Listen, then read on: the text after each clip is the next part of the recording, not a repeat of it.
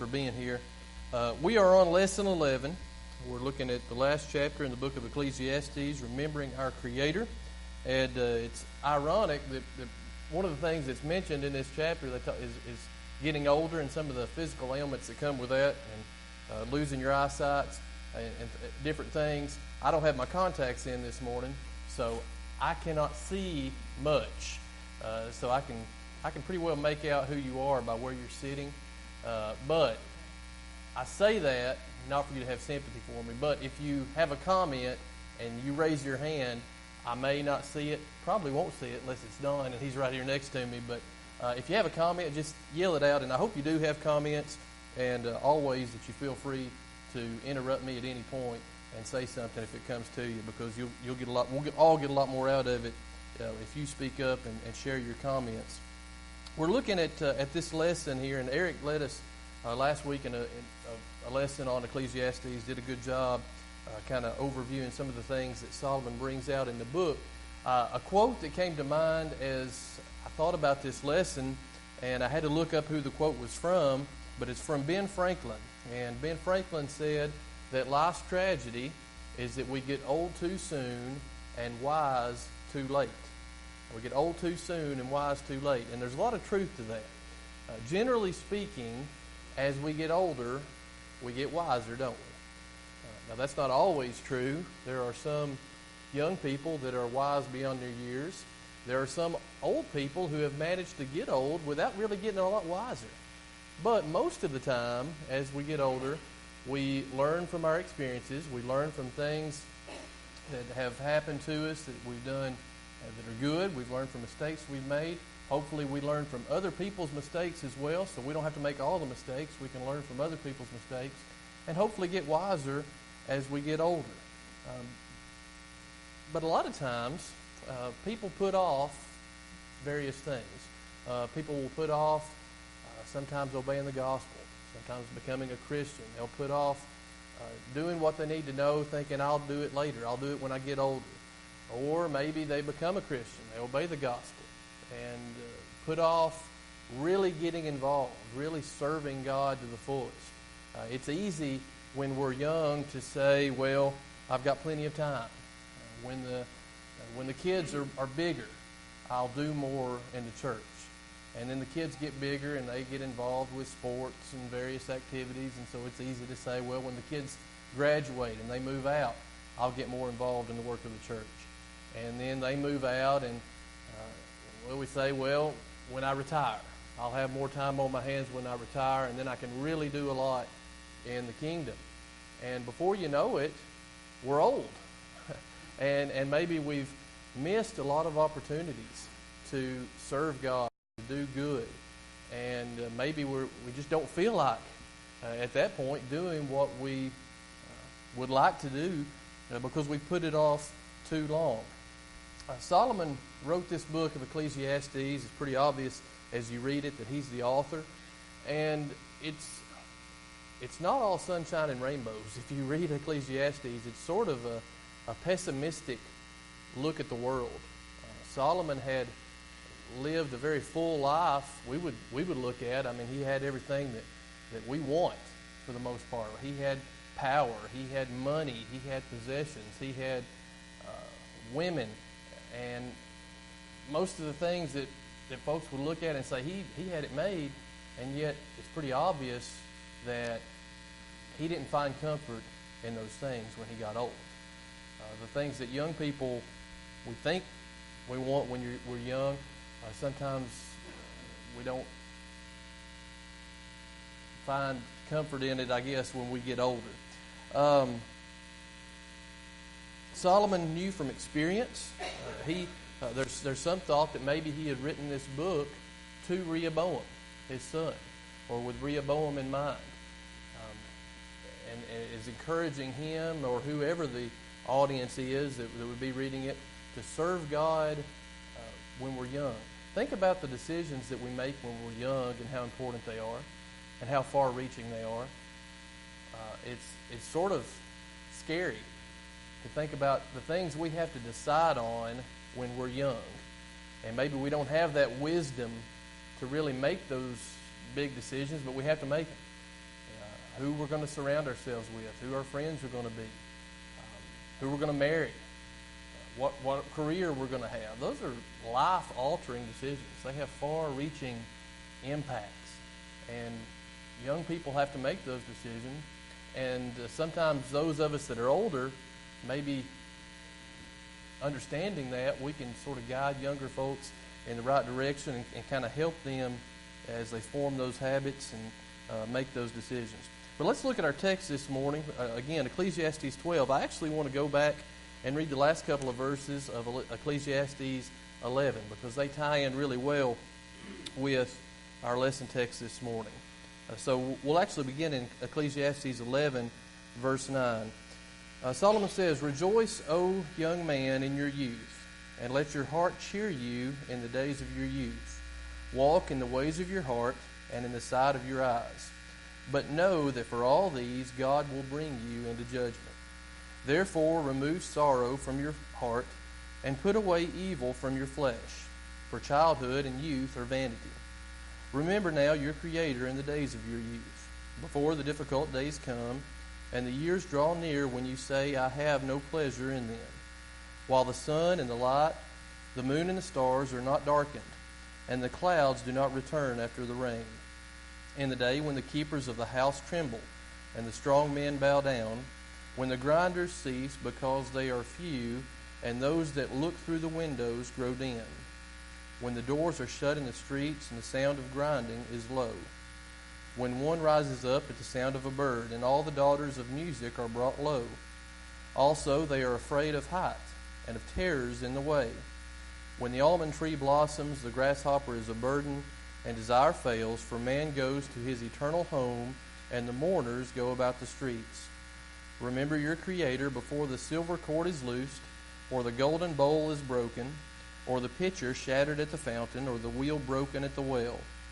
Then the dust will return to the earth as it was, and the spirit will return to God who gave it. Vanity of vanities, says the preacher. All is vanity. And moreover, because the preacher was wise, he still taught the people knowledge. Yes, he pondered and sought out and set in order many proverbs. The preacher sought to find acceptable words, and what was written was upright, words of truth. The words of the wise are like goads, and the words of scholars are like well-driven nails given by one shepherd. And further, my son, be admonished by these, of making many books there is no end, and much study is wearisome to the flesh. Let us hear the conclusion of the whole matter. Fear God and keep his commandments, for this is man's all. For God will bring every work into judgment, including every secret thing, whether good or evil." If you read the book of Ecclesiastes, if you read the first 11 chapters, and don't read the last chapter, it'd be easy to miss the point of the book. Because to this point in Ecclesiastes, the majority of the book has been about vanity. Everything is vanity. In other words, meaningless. I think the preacher Solomon mentioned the word vanity over 30 times in this book. He mentions it again in this chapter. That things under the sun, things of this world that we spend so much time grasping for, he said it's like grasping for the wind. It's grasping for something that you can't catch, you can't hold on to. And in this chapter, in the conclusion, he wraps it up and he's encouraging young people, yes, you can enjoy life, but also remember to serve God. Also remember that you're going to be judged for what you do. As you look at the last couple verses there in chapter 11, he encourages the young people, yeah, go ahead and enjoy life, but remember you're going to be judged based on what you do. And it's possible to serve God and enjoy being young. And the two aren't mutually exclusive. We can enjoy life and still be faithful to God. If we had everybody raise your hand in here, if you're a Christian, most of you would raise your hand. And if we said, okay, raise your hand if you enjoy life, if you have fun, probably most of you would raise your hand because we know how to have fun. I think about my time in college, and me and Amanda went to Knoxville, and we had as much fun, I feel like, as anybody at UT. We had a lot of fun, but we didn't go out to the same places that a lot of those folks went out to. We didn't do a lot of the things that they did, but we still had a good time. But we tried to do it under the boundaries of what God had said, not to say we were perfect or anything like that, but we tried to do right, but we still had a good time. And I think Solomon wanted his, whether it's his son or whoever was reading this, to know that yes, you could enjoy life, but also serve God.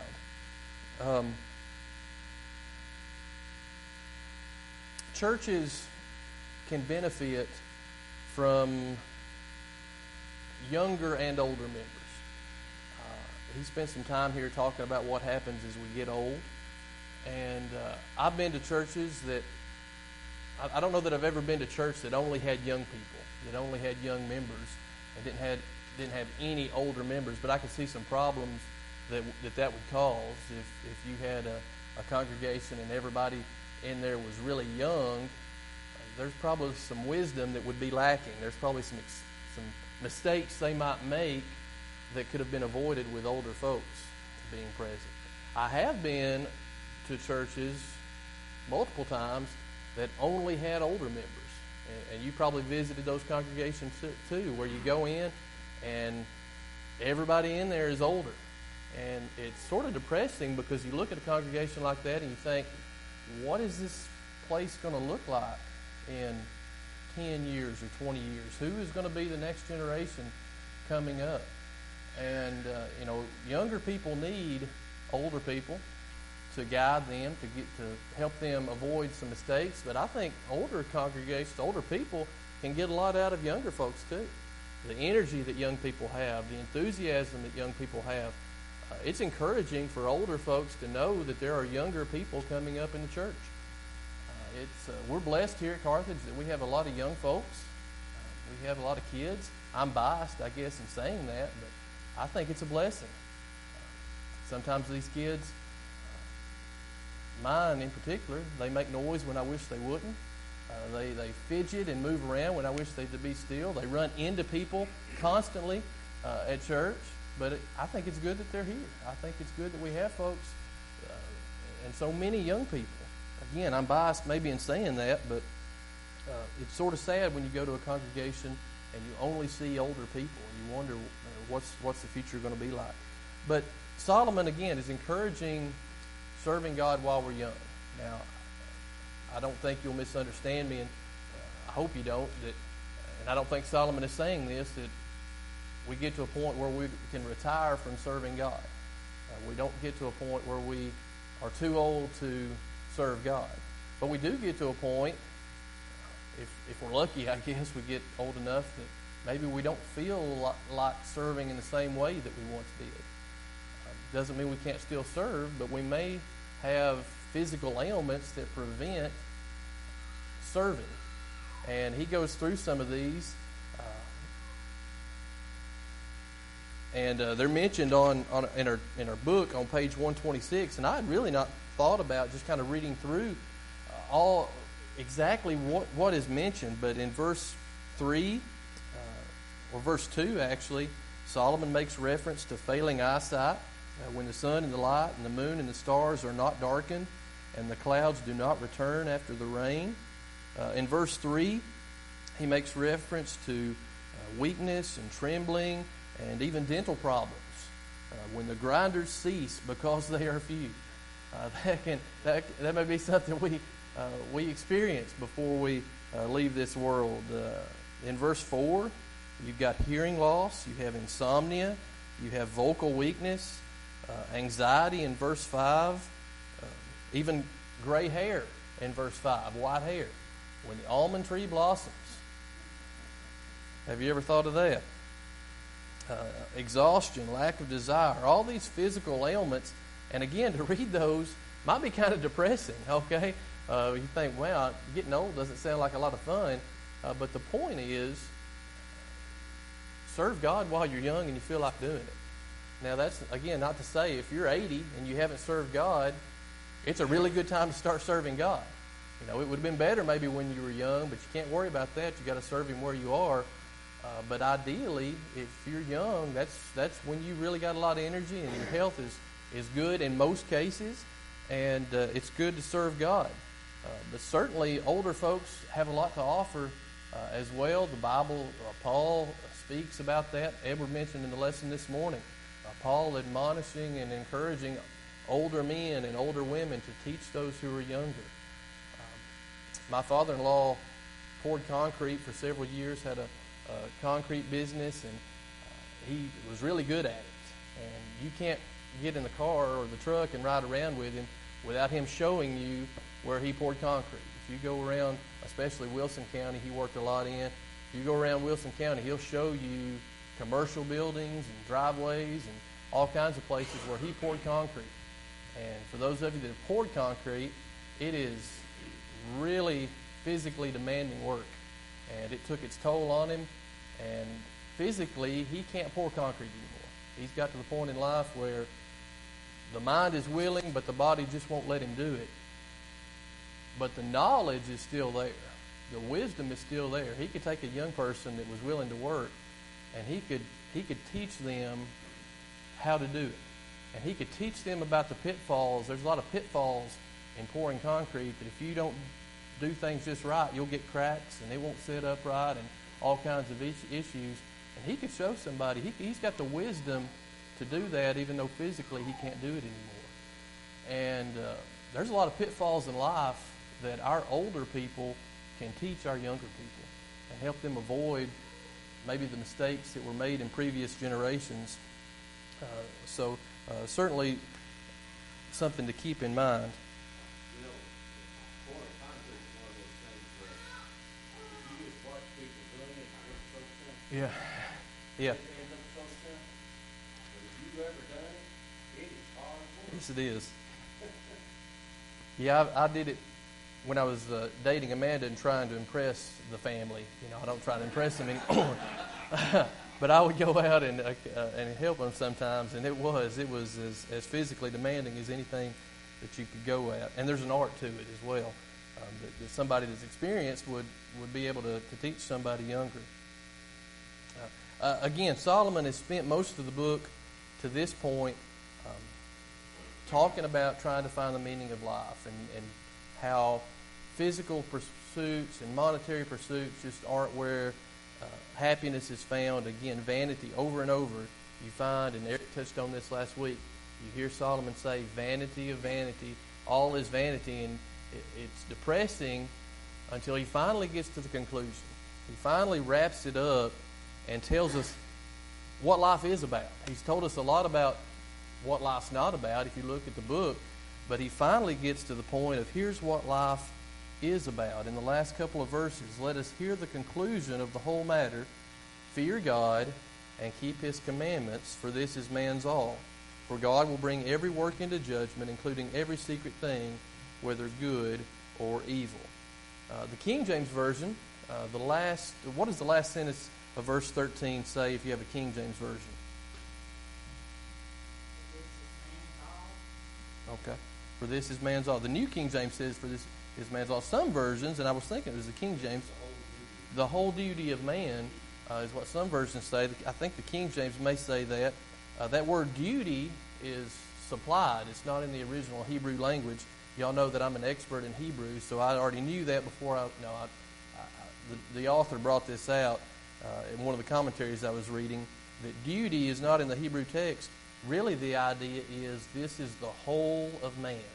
This is man's all. This is what it's all about. This is what everybody should be doing, is to fear God and keep His commandments. So, what does it mean to fear God? That might be a good discussion here. What does it mean to fear God? To respect.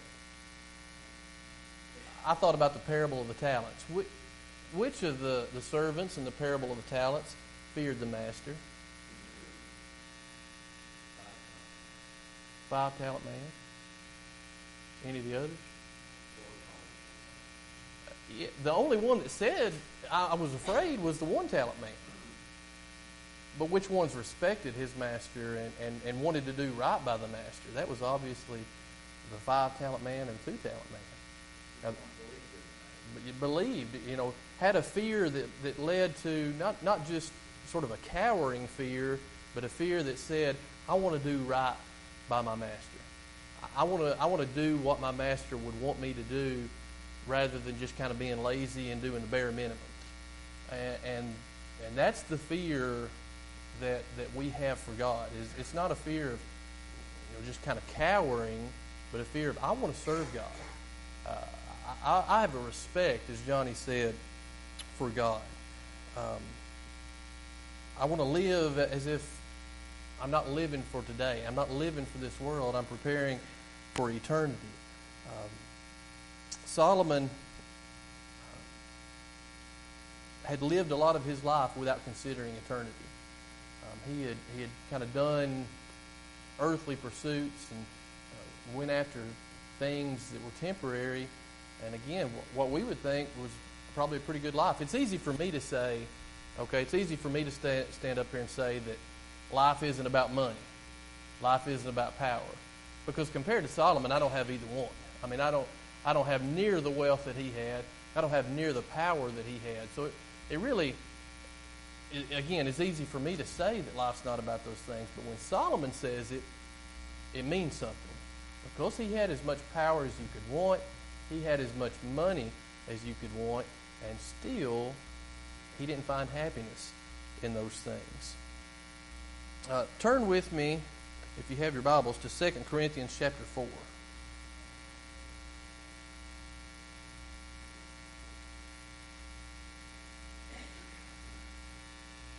2 Corinthians chapter 4, beginning in verse 16, Paul was thinking right on the same track, I think, as Solomon was. He says, "Therefore we do not lose heart. Even though our outward man is perishing, yet the inward man is being renewed day by day. For our light affliction, which is but for a moment, is working for us a far more exceeding and eternal weight of glory, while we do not look at the things which are seen, but at the things which are not seen. For the things which are seen are temporary, but the things which are not seen are eternal. For we know that if our earthly house, this tent, is destroyed, we have a building from God, a house not made with hands, eternal in the heavens. For in this we groan earnestly, desiring to be clothed with our habitation, which is from heaven." Paul, it's interesting, Paul was sort of the opposite end of the spectrum of Solomon as far as his experience on earth. He didn't have all this political power that Solomon had. He didn't have all these possessions that Solomon had, but still he looked for something eternal. He looked for something beyond this world. A house that you build, any house that you build on this earth is going to fall down eventually, but a building from God, a house not made with hands, eternal in the heavens. Yeah, sure. Sure. Other comments?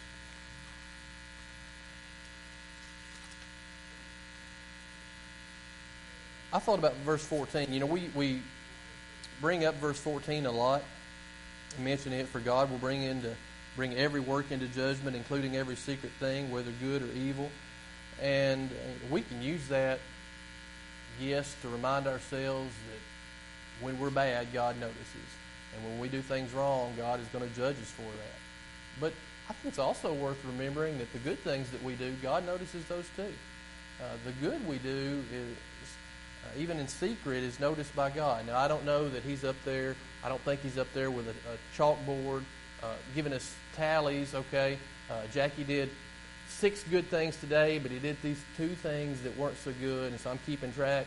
I don't think that's how God works. But He does notice, yes, the bad, but also the good that we do. The author in the book mentioned, he says, when our attention is properly placed on God, we will hold Him in reverence and submit our lives completely to Him. We spend a lot of time, or people spend a lot of time, looking for the meaning of life. And Solomon seems to have figured it out. To remember thy Creator. To fear God and keep His commandments. For this is what it's all about.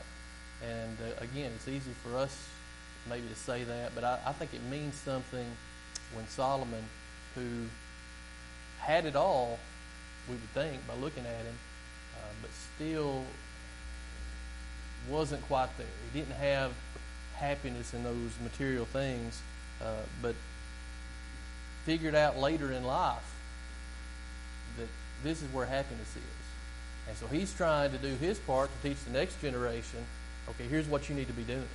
I've learned it the hard way. Here's what you need to be doing. Now, I don't know if he was talking to Rehoboam or not, but as he studied Rehoboam, he didn't get the point, evidently, if that was meant for him, because he made the mistakes when he was young of listening to the younger people rather than listening to the wisdom of his father and the wisdom of his advisors. Remember when Solomon died and Rehoboam took over, the people, they had been taxed really hard for these building programs that Solomon did, and they wanted some relief. And so Rehoboam went to the older advisors and asked, what do I need to do? And they said, hey, if you'll ease up on these people, if you'll be good to them and speak kind words to them, they'll serve you forever.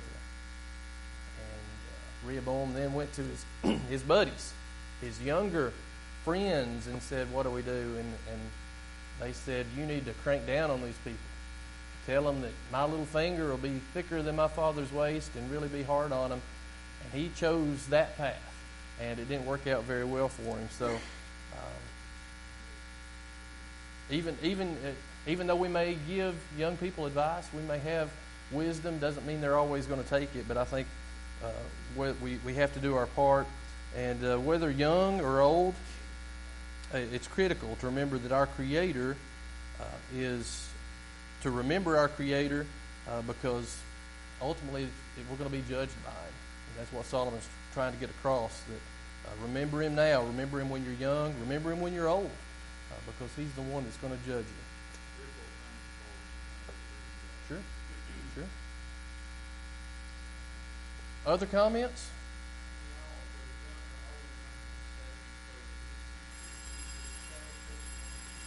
Yeah, that's exactly right. You're 100% right. He asked the first group, the older, wiser people, and that wasn't what he wanted to hear. Otherwise, he wouldn't have probably asked the younger group. I think you're spot on, Johnny.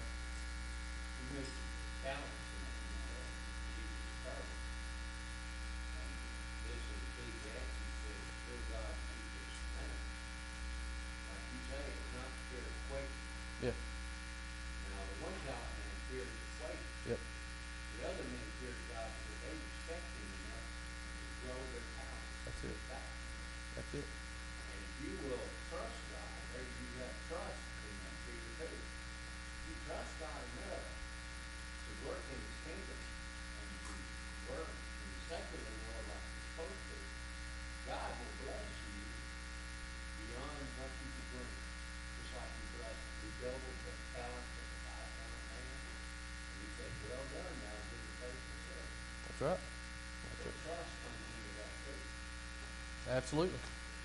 Appreciate your good attention. Appreciate your comments, and hope y'all have a good rest of the day. Thank y'all.